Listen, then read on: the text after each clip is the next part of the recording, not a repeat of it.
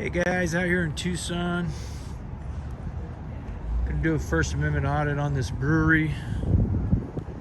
See if they respect my right to film. My First Amendment rights.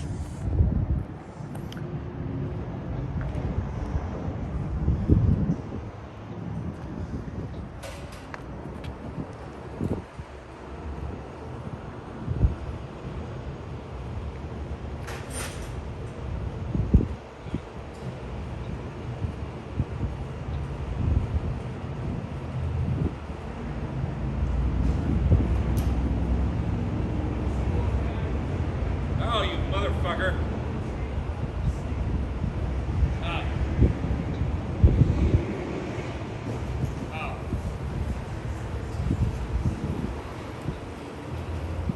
I was like, what the hell are you talking about?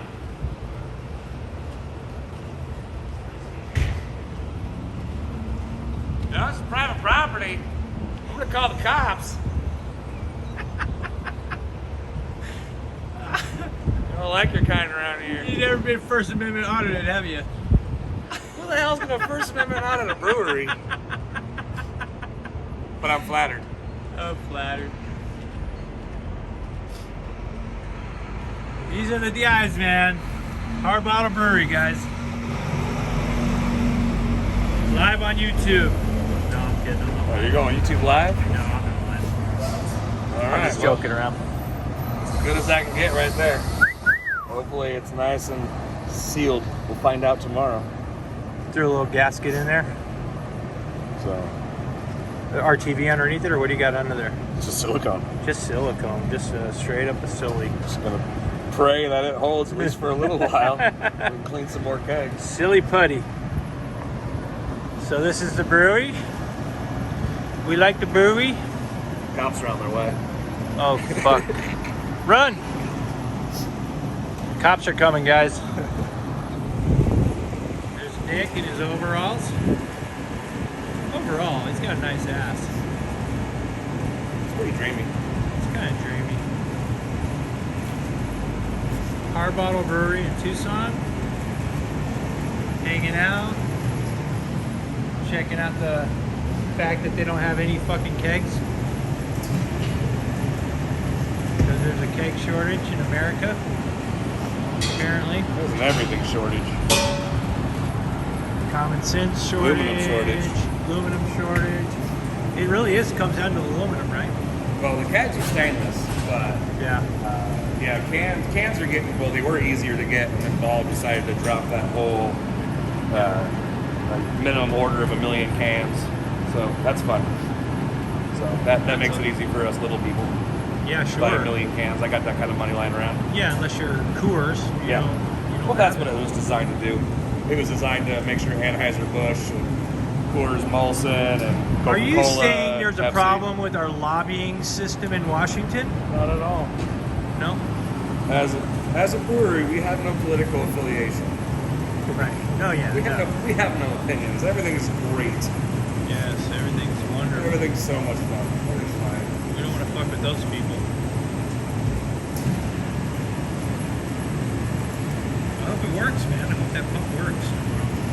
It has to be balanced just perfectly, where the gimbal just loses its mind. Yeah, I got a, the protector, and it won't do it. So I have to take the rubber part off and leave just the plastic on, or it won't fit in there. And it makes it a pain in the ass Yeah. for me because I want to protect the phone, Yeah, for sure. but at the same time, when I stop the film, I want to be able to use my gimbal. Yeah. So it really kind of slows me down. But yeah, give me the nickel tour, man. So this is usually not so sparse. We're waiting on the ground right now. So Yeah. all of our malt we store here on these racks, keep it off the ground so critters can't get to it in case critters ever get in. Sure. So all of our barley, that kind of stuff, we'll take that, put it in our mill. This mill is a beast. We actually have we're the first brewery ever to get one of these. This mill was made for like grinding up feed for livestock. Yeah. And they decided to get into the brewery game, so they modified it a little bit so it wouldn't quite crush it as hardcore. And got a killer deal on it. This thing is badass. It'll take 55 pounds of grain suck it down in about 15 seconds. Wow. And it was beautiful crush on it. So, and then one day the owner of the company came by and he was taking all kinds of pictures. He's like, "Oh, this is so cool. This is awesome." I'm like, "What's so awesome?" He's like, "You guys are our first brewery." He was in town for a cattleman's auction up in Phoenix. He decided to drive down here to come check out the mill in use. Yeah. So as far as I know, we were the first to implement this brand from this company. So we'll take all this grain, gets milled under here, and we'll throw them in these trash cans, these 3-gallon trash cans we use for grain totes. So after it goes in there, we'll pull them out, and we're literally just dragging them across the brewery. It's very high tech. Yeah. So we'll drag them across the brewery over here. It's all automated. Very automated. Anheuser-Busch make beer the easy way. They make beer the hard way. So, drag it into our very undersized 7-barrel mash tun. So all the grain goes in here, has this false bottom. So Dash that in. we'll add about anywhere from 400 to 650 pounds of grain, a couple hundred gallons of water, depending on the temperature of beer we're making, or depending on the type of beer we're making. We'll go anywhere from 148 to 156 degrees mash temp in here. We'll let it sit for about an hour or so. We'll start recirculating it back through itself to get it nice and clear.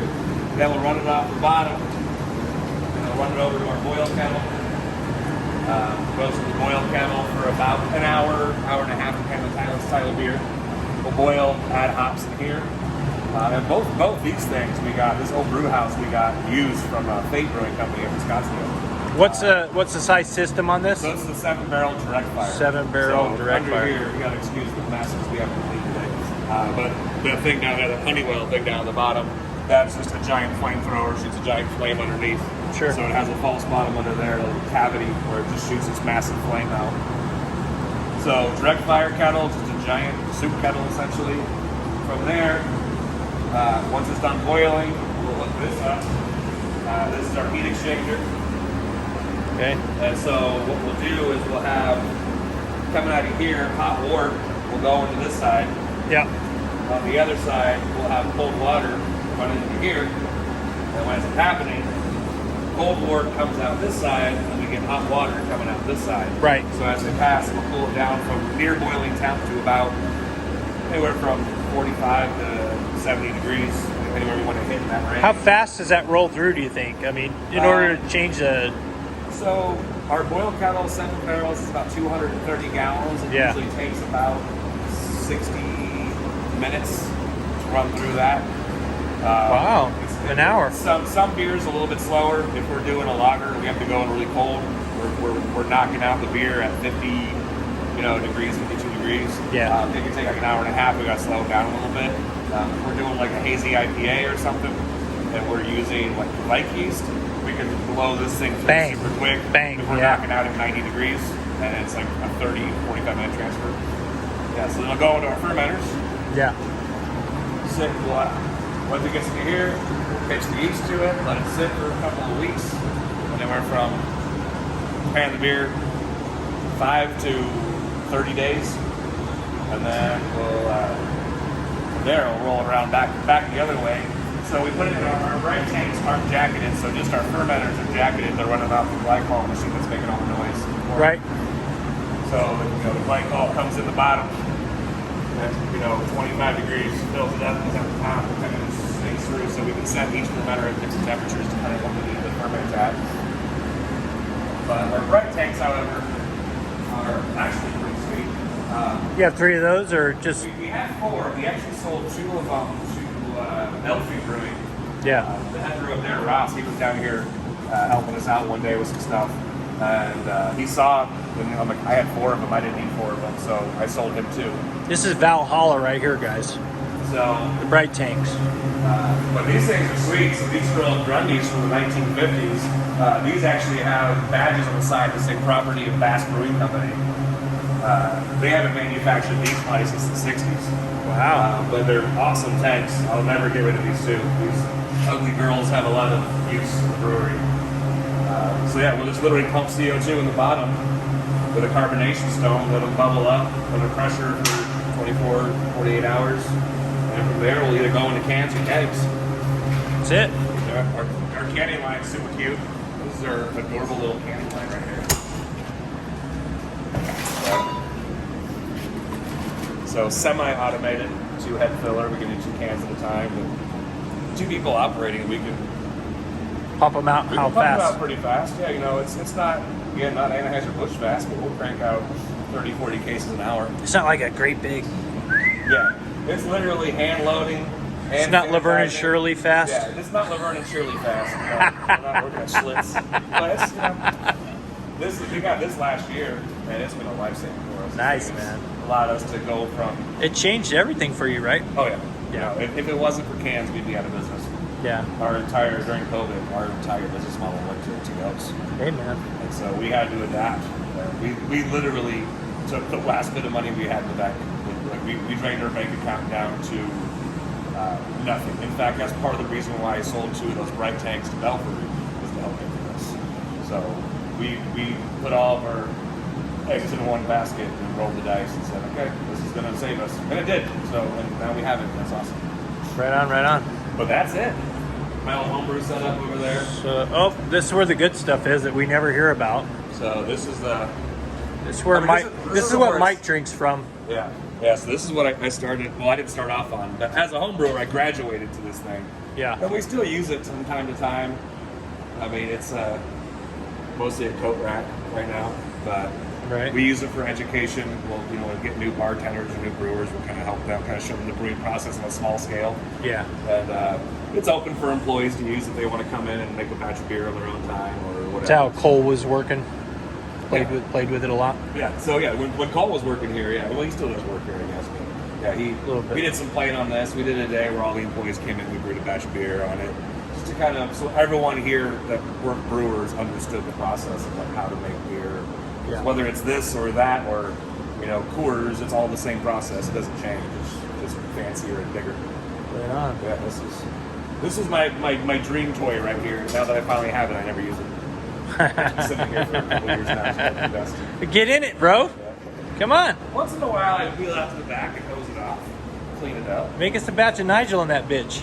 We've been thinking about just using it for some small experimental stuff. Just a little batch of whatever, something, you know, the weird stuff. Yeah. That's our keg washer that's currently broken. This- is the pump. Oh, which one? This All right, so this is the machine. pump goes here. It is busted. Chinese piece of shit.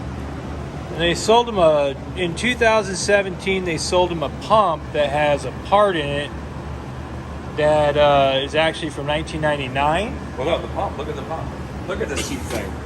So, this thing is from '99, and it's not even waterproof. It's not NEMA housing. Like, this is not brewery quality.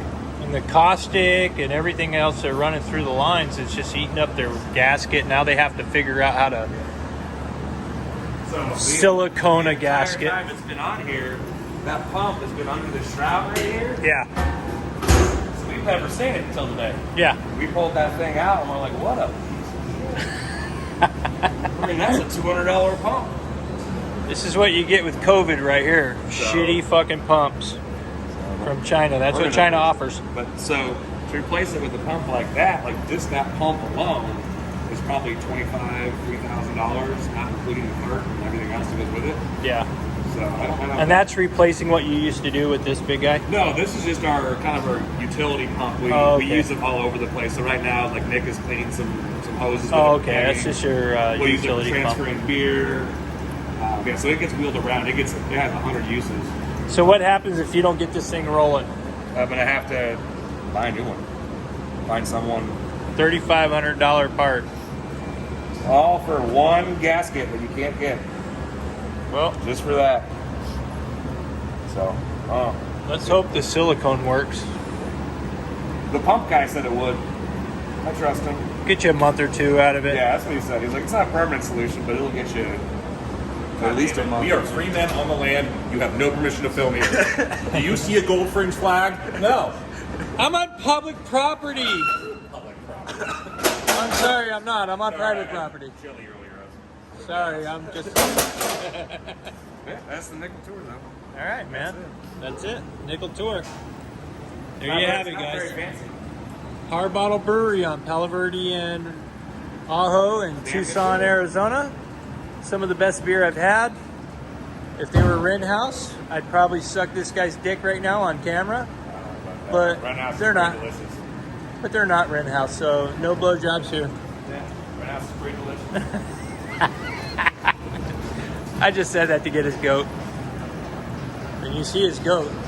Look at that motherfucker right there. It's very great. Making beer does too. All right, guys, that's it. Harbottle Brewery, Tucson, Arizona.